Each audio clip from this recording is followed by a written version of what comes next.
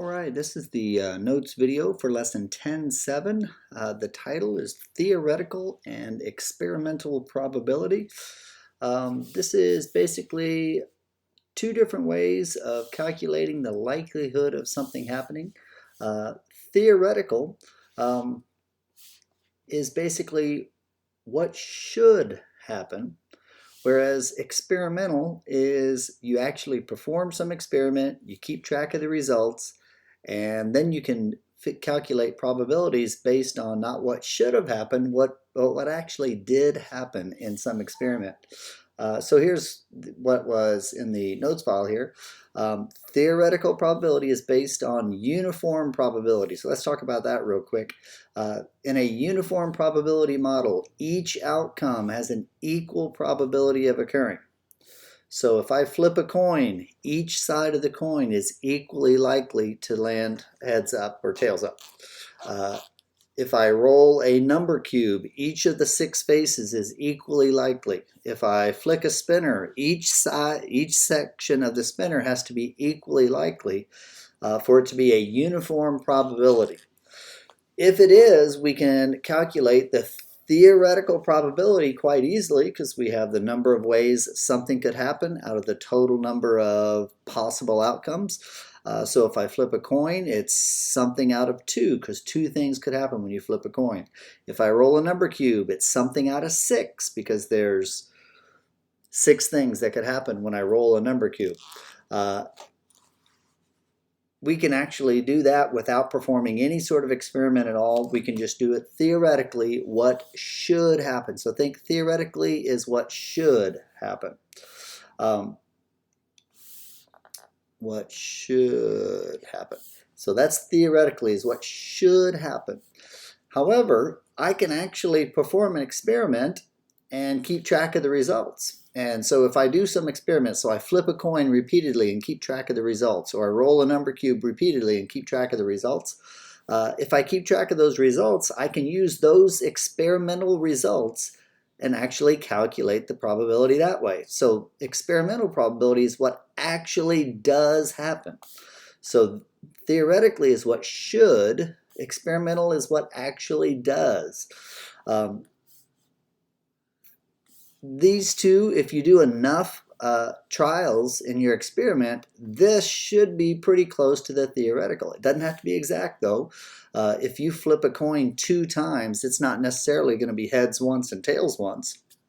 But if you flip a coin a bunch of times, about half of them should be heads and about half of them should be tails. The theoretical and the experimental should be kind of close if you do enough trials. If you don't do very many trials, you can get kind of crazy results. Like I can flip a coin and get it to land on heads 10 times in a row.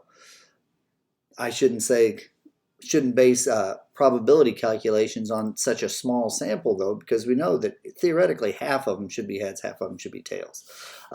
These 3 things right here are the only vocabulary for this particular lesson. Uniform probability, that just means everything's equally likely. Each outcome has an equal probability of occurring. And then theoretical is what should happen. Experimental is what does happen.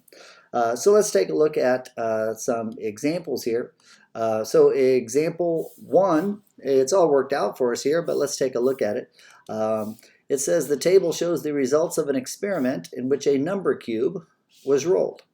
Find the experimental probability of rolling a 6 for this experiment. And then they have us compare that to the theoretical probability. So if we look at it here are my possible outcomes. It's a number cube. There's 6 faces to it. They each have a number 1 through 6. And then as they roll them, they use little tally marks. The tally marks are just keeping track of how many times this outcome occurred. And so since there's 4 tally marks, they said the frequency was 4. These are the numbers I'm going to use. It's just we keep track of it with tally marks if we're recording it as we go. So there are the results of rolling a number cube, and they're the frequency of each of these outcomes. And so here's what we're trying to find. Find the experimental probability of rolling a 6. So I want the probability of rolling a 6. Experimentally means I don't do what it should have done. I base it on what actually happened here in the experiment. So how many times did we get a 6? Well, we got it 6 times. So that's why they put a 6 right here. The number of times that outcome occurred, it happened 6 times. And then the denominator is the total. I want the total of all these.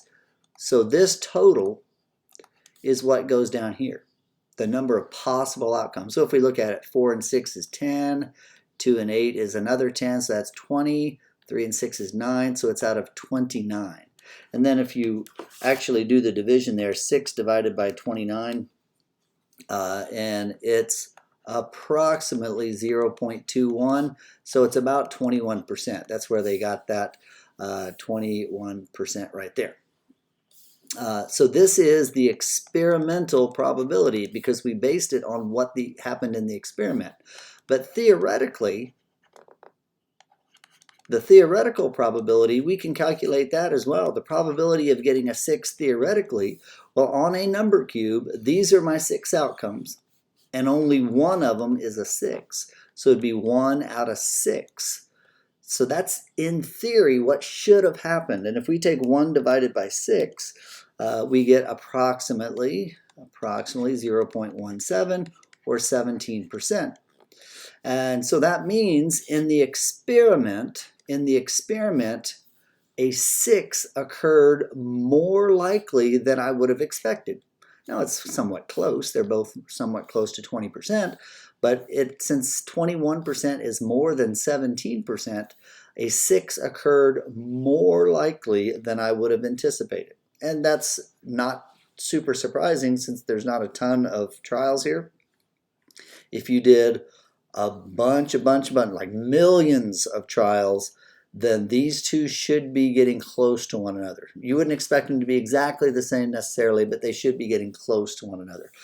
So let's take a look at Got It number 1. It is based off this same table. So if we go to Got It number 1 here, it says do this problem to find out. Here we go. Find the experimental probability of rolling a 4 for the experiment above. So this time we're going to do the probability of getting a 4, and we want to do experimental probability. That means we are going to base it on the actual results. So how many times did I get a 4 in my results? Well, if I look at this, a 4 happened 8 times. So at 8 times out of the 29 is still the total. So it's 8 out of the 29. And if we take 8 divided by 29, we get approximately 0.28, so that's 28% of the time. Now, if we compare it to the theoretical, well, let's think about it. Theoretically, the probability of getting a 4, well, there's 1 4 out of the 6 possible outcomes, so it should be 1 out of 6, just like the probability of getting a 6, because for it to be a uniform probability sort of thing, all of these have to be equally likely. So this is approximately 0.17 or 17%.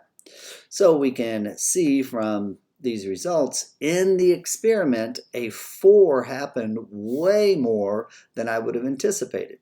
But again, this is a pretty small, relatively small set of trials here.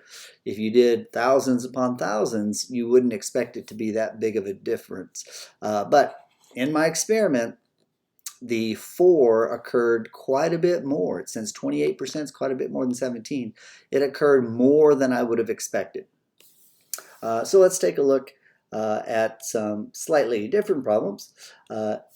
We can actually make predictions based off it. Just like we did with theoretical probability before, I can make predictions and I can use either one. And so you have to make sure you read the questions carefully, which one they want you to use. But we can use the results of an experiment and calculate probabilities, and then we can use those probabilities to make predictions. I can predict something about something in the future. So let's take a look at example 2 here. Example 2 is all worked out for you, but let's take a look at it. It says the table shows the results of a survey that asked 200 teens what they would be doing if they were not online. So here's some teen hobbies other than the internet. So 50 people said watching TV, 52 said listen to music, 54 said some physical activity or sports, 18 said they would read, 10 write or draw, and then something other than that, 16 people chose that. So it says it says the results of a survey here. So we are going to use I don't know what a teen should be doing. So this survey result is all I have. I don't have the ability to do a theoretical probability because I don't know what should be the answer. So all I have is experimental here. So we're going to calculate some experimental probabilities and then use that to make a prediction. So they asked 200 teens, so the total of these should be 200. Let's see, so yeah, it looks like the one's digit would be a 0. So I'm going to assume that these add up to 200. They tell me that that's how many they ask, so I'm going to assume that that's true. And it asked me out of a similar group of 450 teens. They only asked 200, but they said out of a similar group of 450, predict how many would listen to music. So if I go through here, here is listening to music. 52 kids said that they would listen to music. 52 of these, but 52 out of what? Is it 52 out of 450? No, it's 52 out of the 200. So 52 kids out of 200. So the probability of a kid saying they would listen to music is 52 out of 200. And that's what they got right here. 52 out of 200, and that is 26%. If you do the division, you get 0.26, which is 26%.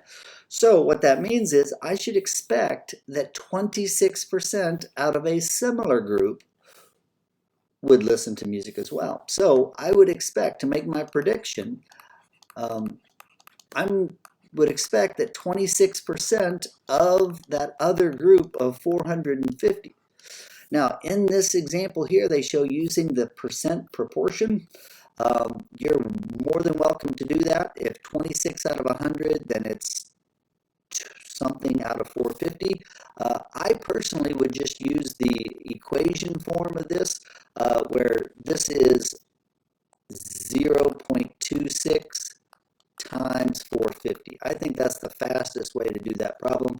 If you take 0.26 and multiply it by 450, 0.26 times 450. If I just type that in, I get 117.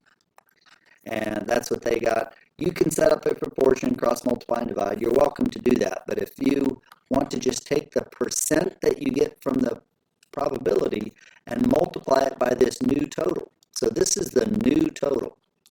It's some other group, but it's similar, so I would expect similar results. So I would expect 117 or something close to that to be the number of kids in that other group that would choose music. So we are going to do got it number 2, which is again based off of this right here. This setup was so big, I'm going to have to kind of hide it and then reveal it again, but got it number 2, out of the 450 surveyed, how many would you expect to say they would be writing or drawing? So I need to go back to this result and look, okay, the writing and drawing, 10 people chose that. 10 out of what? Well, 10 out of the 200 in this part. It's not 10 out of 450, it's 10 out of the 200. So if they surveyed 200, 10 of those said that they would write or draw, so it's 10 out of 200.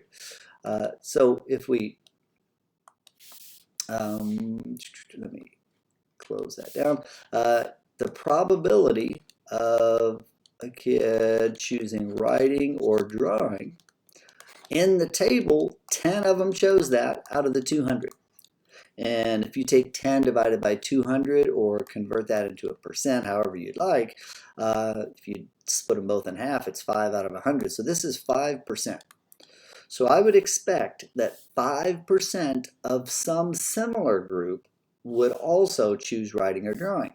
So if I think about that, it would be 5. So I would expect, to make my prediction, I would predict that 5% of some other group, and it says out of 450, so 5% of 450 would be my prediction. If 5% out of the 200 chose writing or drawing, then I would expect 5% out of 450 as well. So if I take 5% of 400, I'd take 0.05 times 450.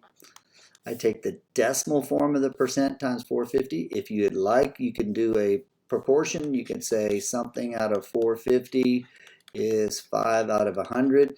If you prefer to do it that way and cross multiply and divide, you're welcome to it. I'm just going to go 0.05 times 450, and I get 22.5. So if you do this, you get 22.5. But let's think logically. This is the number of teens that would write or draw. So this is not a logical answer. I would predict either 22 or 23 teens. I would not say a decimal number of teens. That would get a little bit messy. So sometimes you're going to have to round your probability calculations. When you make your predictions, sometimes it doesn't make sense to have a decimal, and this is one of those times. You're not going to have a decimal number of teens, so I would round that. I predict that 23 teens would write or draw. Since it was 22.5, I wouldn't want that to be a part of a student. So let's take a look at a few more examples. So I'm going to turn that off and turn on these. These are the first four. They normally would go on the homework, but they were at the end of the notes file, so I thought I would work those out here. We are going to just take a look at it and work out each one. I'll put the work here, and you can use this work to guide you on your homework problems as well. So let's take a look at it. Guided practice number 1. The table shows the results of an experiment in which a number cube was rolled. So they roll a number cube. 1 through 6 are the possible things that could show up, and this is what happened. These are tally marks. I'm going to write them as regular numbers here, just off to the side here. So 2 tally marks, so that happened twice. 1 tally mark, so once. 4 tally marks, this is a 4. 3 tally marks, so that's a 3. Another 3, and then a 2. So these are the frequencies, not in tally marks. I prefer regular numbers there, so I don't have to do counting and stuff. It says find the experimental probability of rolling a 4. So we're trying to find the probability of rolling a 4. Experimental probability means I have to use these results. So rolling a 4, it happened 3 times. So the numerator is going to be a 3. And then I need to know how many trials they did here. So 2 plus 1 is 3, and 4 is 7, and 3 is 10, and 3 and 2, that's 15. So this is out of 15. So there's 15 total trials. And you can just count up tally marks if you want. 1, 2, 3, 4, 5, 6, 7, 8, 9, 10, 11, 12, 13, 14, 15. So 15 total. So it's 3 out of 15, which simplifies to 1 out of 5. And that's 20%.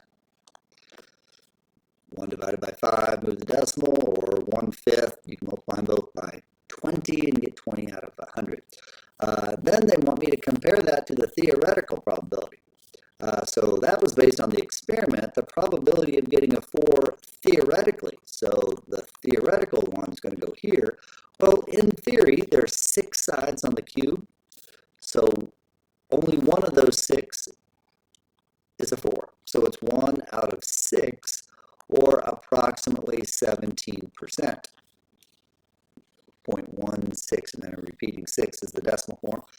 So it happened in the experiment 20 20% of the time, I would have expected it to happen only about 17% of the time.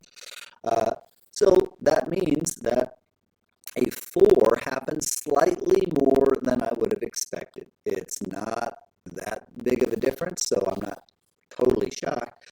If we look at it, the 2 didn't happen very often. I would expect all of these to happen about the same number of times, but the 3 happened 4 times as many times as the 2 happened there.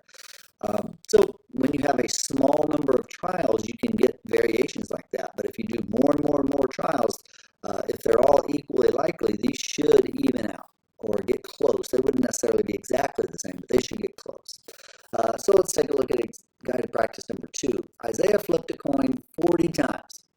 He found that the coin landed heads up 18 times. Find the experimental probability of the coin landing heads up. So experimental probability, EXP, the probability of it landing heads up. Well, how many times did it land heads up? It landed 18 times heads up. So 18 out of the 40 coin flips. 18 out of 40, we take 18 divided by 40. I get 0.45, so that is 45% of the time. And we are supposed to compare that to theoretical, so I'll put a couple of theoretical, the probability of it landing on heads, well, it's a coin. The coin has 2 sides, so one side is heads and the other side's tails, so 1 out of the 2 sides. So I would have expected it to happen 50% of the time, and it happened 45% of the time. And that's not crazy. That's pretty darn close. If you think about it, half of 40 is 20. So I would have expected it to be close to 20, and it was. If it only happened 1 or 2 times out of 40 coin flips, I'd start to wonder about the coin. But 18 is pretty close to half of 40, so this is not a big surprise. It technically happened a little bit less than I would have expected it to. So let's take a look at guided practice number 3. Without looking, Dolores took a handful of multicolored candies from a bag and found that 40% of the candies were yellow. Suppose that there were 375 candies in the bag. How many can she expect to be yellow? So she reached in the bag and got a handful, and 40% of her sample was yellow. So we would expect that 40% of the whole bag to be yellow. So the probability experimentally of her picking yellow was 40%. So to make my prediction, I would predict that 40% of the whole bag, and it says there's 375 candies in the bag, so I would expect that 40% of the 375 total candies would be yellow. And to calculate that, I'm going to take the decimal form of the percent times 375, and I'm just going to pull out my calculator, 0.4 times 375, and I get 150. So I would expect that there would be somewhere close to 150 yellow. 150 is 40% of 375. If 40% of the handful she got was yellow, then I would expect that 40% of the whole bag to be yellow. So there we go. I showed my calculations. Again, you can do a percent proportion if you want. You can do n out of 375. N out of, that's why it's a new question there. N out of 375 is 40% out of 100. You can solve this if you want. Cross multiply and divide, you will get the exact same result. So let's do one more here, number 4. The table shows the results of a survey about the most popular pets among 7th grade students at Stanyan Middle School. So here are the results of most popular pets. So they went and surveyed some kids, 7th graders, and 12 said dog, 11 said cat, 6 said bird, 5 said fish, and 6 said something other than that. So we are supposed to figure out of a similar group of 320 7th graders, predict how many would choose cats as their favorite. Well, if we look here, 11 chose cats. but it isn't 11 out of that 320, it's 11 out of these kids. They did not go and ask 327th graders. They only asked this many, how many ever this is. Let's see what it is. 12 and 11 is 23. 23 plus 6 is 29.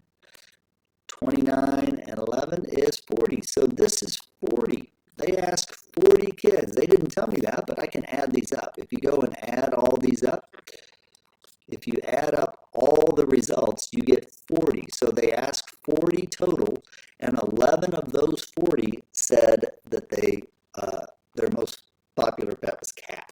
So the probability of a kid choosing cat is 11 out of the 40. And if I take 11 divided by 40, I get 0.275, which is 27.5%. Since it was a nice decimal, I didn't bother rounding it to a whole number. 27.5%.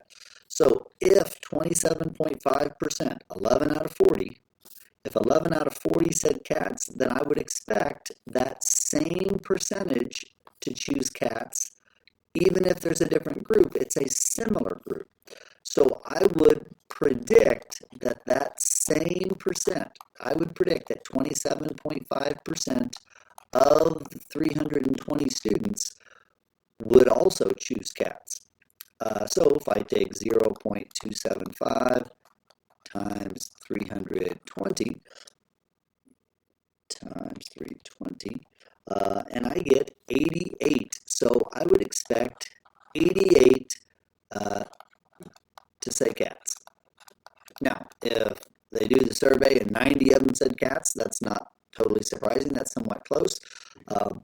I would expect something close to 88. So 88 is a pretty good prediction of how many would choose cats because it's the same percent of a different total. If 11 out of 40 is 27.5%, then to do my prediction, I say that same percent of whatever the new total is. So that is the notes for lesson 10.7. And I worked the first 4 of the guided practice, so you can use these as kind of a helpful guide to do the independent practice for your homework 10.7.